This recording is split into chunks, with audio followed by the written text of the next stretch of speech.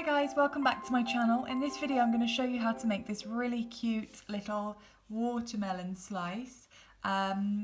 So follow along and you'll be able to make one of these too. Okay, so what do you need for this project? As always, of course, you need your hook.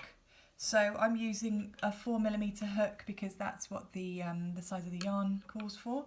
You need pink colour yarn. I'm using cotton. It's just really nice.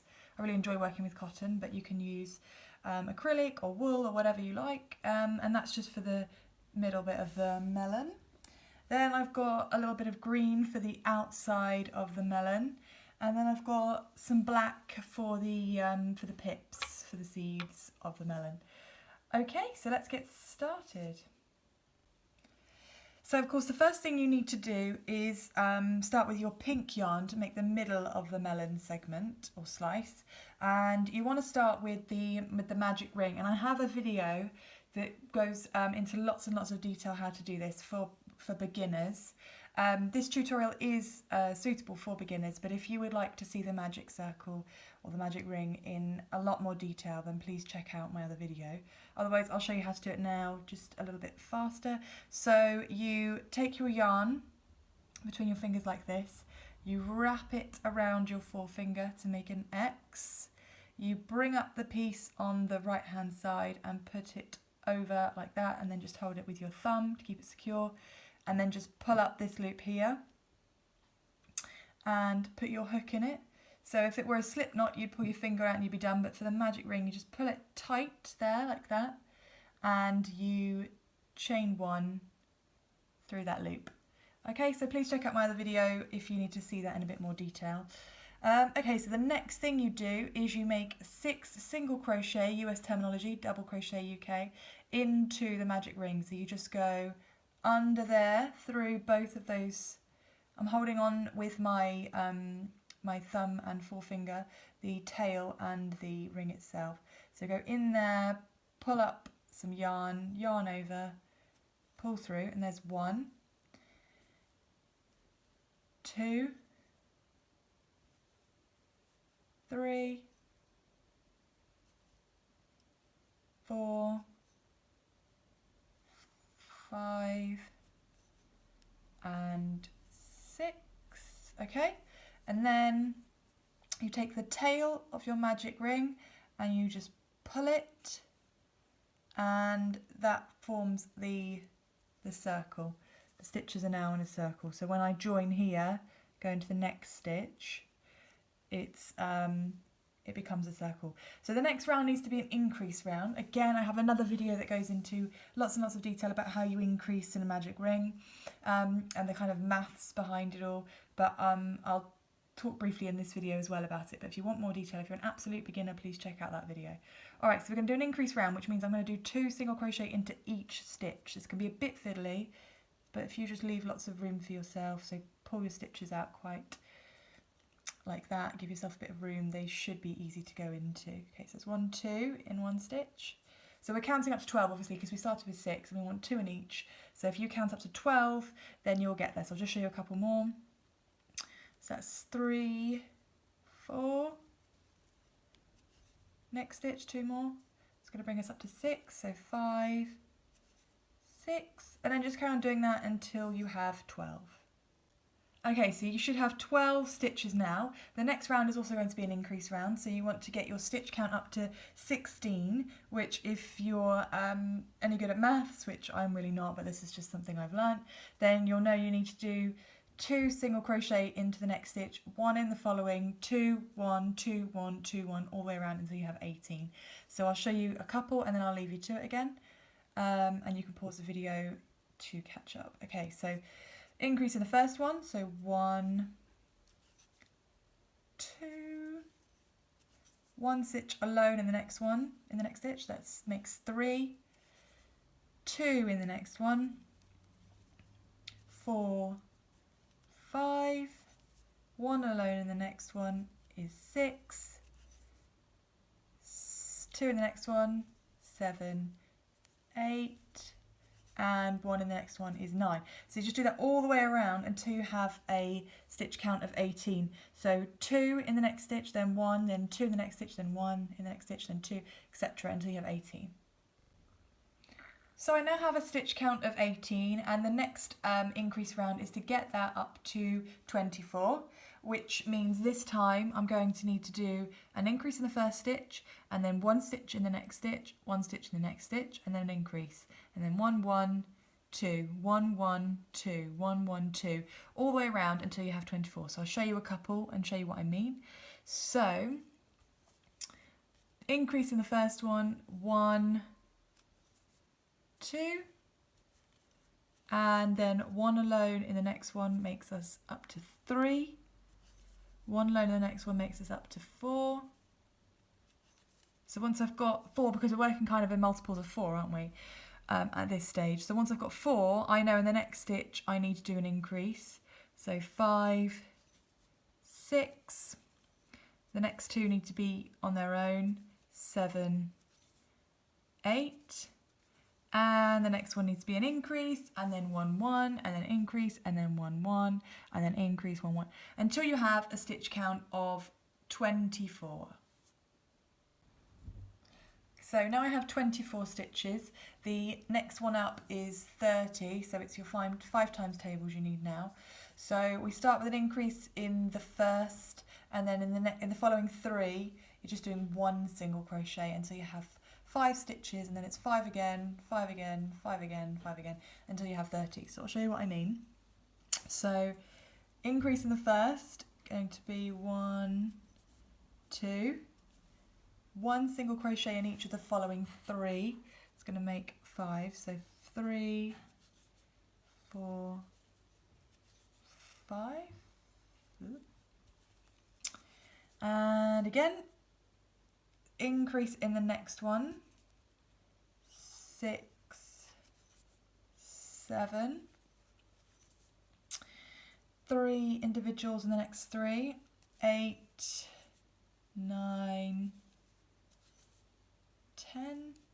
So you're going to do increase, then 3 individual single crochet until you have a stitch count of 30 all the way around. Okay, so right now I actually have a stitch count of 29, because what I'm going to do in the last stitch is I'm going to go in and do it as normal, and I'm going to leave 2 loops on my hook like that, and then what I'm going to do is I'm going to add my green colour. So the way that, this is how I like to do a colour change. There are many ways of doing it, but this is how I like to do it. So it's a bit complicated. If you would like an easier method, there are many easier methods, such as just joining it on as you're crocheting. I'll show you a couple now. So this is the one I prefer. So you hold the 2 tails at the back of your work quite tight, so the new green, and then you wrap the yarn around your hand of the green, and the pink's just kind of trailing underneath. And instead of, so you can see I've got my 2 loops on my hook as if I'm doing a single crochet. Instead of yarning over with the pink, this time I'm going to yarn over with the green. Sorry, not yarn over, but pull through with the green, and I'm still holding them tight on the back there, so it feels like a normal stitch. It feels like a normal crochet. And then I'm ready now to go into the next stitch. Okay, so I'm just going to do an increase in the next stitch. But another way of changing colour might just be that you simply hold this colour behind and add your new colour in like that. There are lots and lots of ways of doing it. You can just tie it at the back if you want to. But that's the best way, I think. It's the neatest way. You can see it just sort of blends in now. It just seems like it was never joined in the first place. So, like I said, we need to do another increase round again in this green colour. So we have 30, so we need to get up to 36, which means we need the 6 times tables now. So we're going to do an increase and then 4 single crochet on their own, then an increase, then 4 single crochet. So we've already done the one with the colour change. I've got my greens. I'm going to go back into that same stitch where I did the colour change for my increase. So that's 2. Next one is going to be 3, 4, 5, 6. And then the next one is going to be another increase, bring us up to 8, so 7, 8, and then 4 on their own, 9, 10, 11, and 12. And you're just going to carry on doing that until you've got a stitch count of 36, or your background to your green again. And then I'll show you what to do when you get there. Okay, so once I've done my stitches all the way around and I've got a stitch count of 36, this is what it should look like. I've actually still got my pink yarn attached, but you can snip that off if it annoys you. I probably will do that now, actually.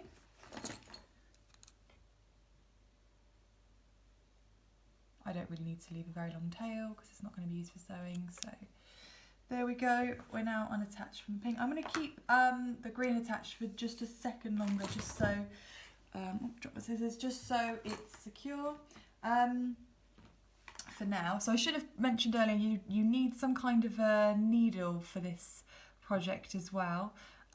You can just, if you don't have a yarn needle, you can just use a sewing needle. It's just much more difficult to thread with the yarn. So I do recommend getting one of these. They're kind of integral to amigurumi especially, but crochet in general really.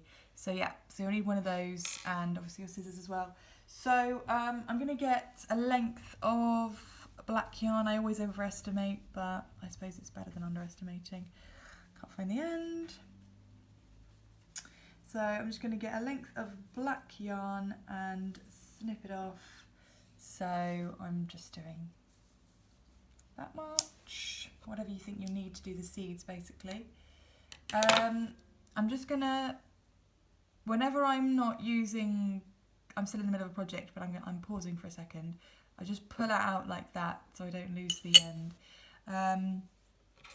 So now I'm just gonna thread the needle with the black for the seeds. I'm not going to make a knot or anything in it, because what I'm going to do is I'm just going to stop at a certain point, so you'll see what I mean. So just do your seeds at random wherever you want them really. So what I mean, I'm not going to do a knot, is because I'm just going to pull it until about there, and this is all going to be locked in when we sew it together in a second to make it a slice. So go in there. You could do long seeds or small seeds, it doesn't matter, it's up to you. So I'm going to go around the edge like that. You can do them random if you want to, or you can do them like they are on that, oh, don't want to get that caught, on that coaster that I've got there. You could do them symmetrical all the way around. It's really up to you how you do them. I'm going to stick to the symmetry as much as possible, although symmetry is not really my strongest point. But let's give it a go. Alright, so I'm going to do that all the way around in a little circle until I'm happy, and then I'll show you how to finish it off. Okay, so just put a couple more seeds on there. So what I'm going to do now is I'm going to snip off my black. Well, actually doesn't even need snipping off. I'm just going to pull the needle out of my black, and I'm going to reattach my hook to the green here.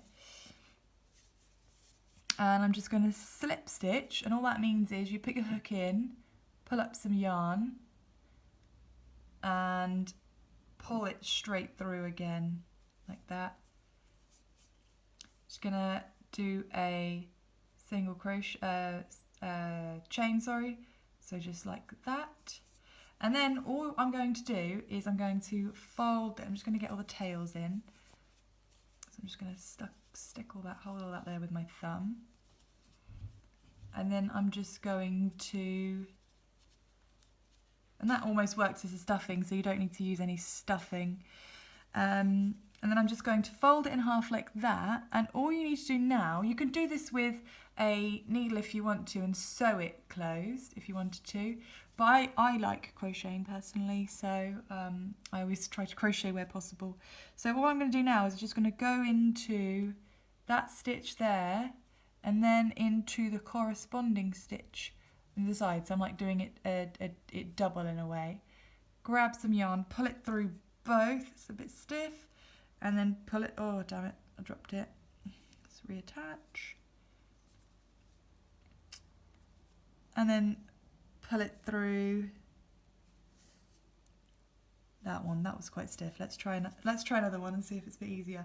But it tends to be a bit stiff, especially if you're using cotton. But if you're going through double, oh, that was slightly easier, then it's going to be a bit more of an effort. Okay, so go through both sides, and you see how you get that kind of nice, sorry, off camera, you see how you get that nice kind of stitch along the edge there. It's a bit neater than the sewing. Maybe it's because I'm not a very neat sewer, but either way, I prefer it this way. So yeah, so I'm just going to carry on doing that all the way around, and then I'll show you what it looks like at the end. So I've come all the way to the end. I've gone all the way to the last stitch. I'm just going to pull that up like that and snip it, leave a bit of a tail so I can sew it in and keep it neat. Just pull that out. I'm going to thread that onto my yarn needle again, and all I'm going to do is go back into, probably onto the other side of the green, just to hide the tail. This is basically my job now, is to hide this tail. So just go in somewhere, come out the other end. It just buries it and keeps the closure, the closing bit secure. So I'll just come out there. And I'll just go in one more time just so it's really secure, because I don't know. This might be something that a child plays with, and obviously the tails tend to come out if it's got lots of playing, heavy use. So that is the finished product. That's my little watermelon slice. It's really cute. You can do it. Once you get the hang of the magic circle, the magic ring, you can actually do it.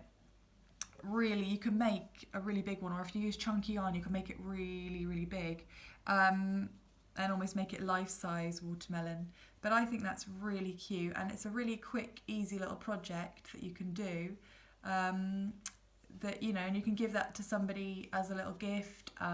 You could put a little hook on the top of it and use it as a key ring, or someone could hang it on their, someone who really likes watermelon could hang it on their mirror in their car, or just a cute little thing that you have on your desk, you know, just a little reminder. So yeah, I hope you enjoyed that tutorial and that you found that useful. Please feel free to comment below if you have any questions or anything you'd like to say. Like the video, subscribe to my channel, find me on Instagram at LMLMCrochet, and I will see you very, very soon for another video, another tutorial. So in the meantime, thanks very much for watching.